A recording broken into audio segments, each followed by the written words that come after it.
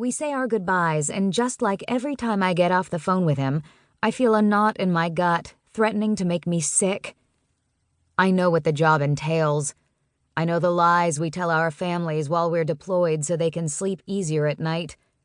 We never give them the full truth. We don't talk about the close calls or the people we've lost along the way.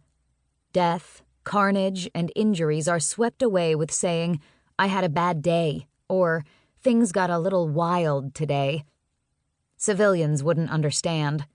Civilians don't want to understand, and that's fine by me because I don't want to talk about the shit I've seen, the things I've had to do to survive. But the guys I'm joining know the score. They've all been through it. They've all lived the same nightmares, some longer than others. Dominic Anderson, Kincaid's older brother, isn't an official member of the Cerberus MC, but he's an integral part of the organization. He spent 20 years in the Corps, the longest-serving member if my research is correct. Knowing what I know about military life and active combat, my worry over Bishop is warranted. He's my best friend, and has been for the last several years. We know everything about each other, literally everything considering that drunken night in Bahrain, but we didn't let that ruin our friendship. I make my way around the shitty motel room gathering my things, trying not to let depression set in when I realize one overstuffed gym bag counts for all of my worldly possessions. I've practically been deployed continually the last 4 years, so collecting shit and settling in any one place for too long seemed pointless. But looking down at the bag on the bed is eye-opening.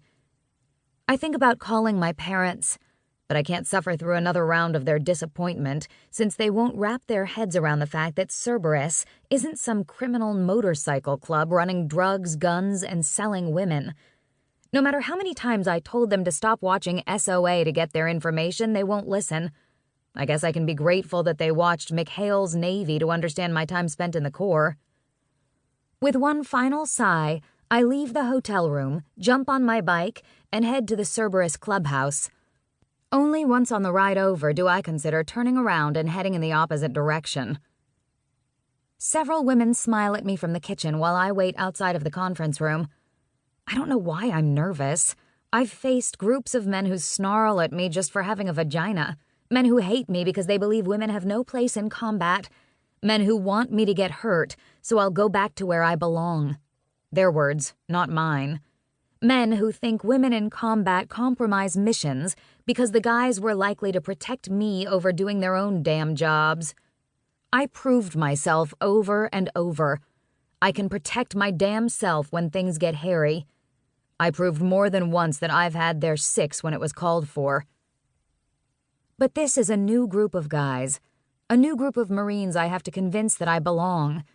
It's like fucking starting over from day one. I don't have long to stand and stew because the door swings open and Snatch, a ridiculous name but I've heard worse, waves me in.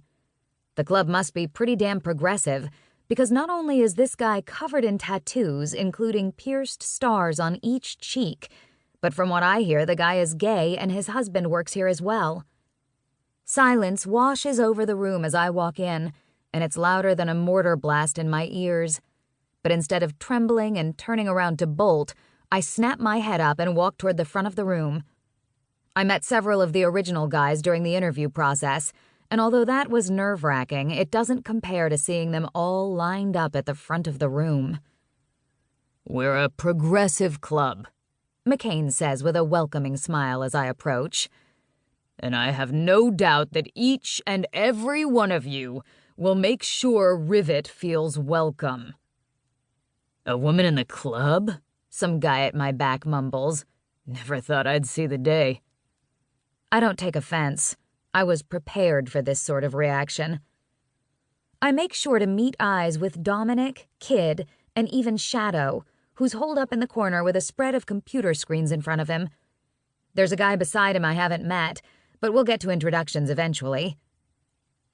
"Listen," I begin, as I turn around to face the group of men sitting around the huge conference table. "I know what you're all thinking.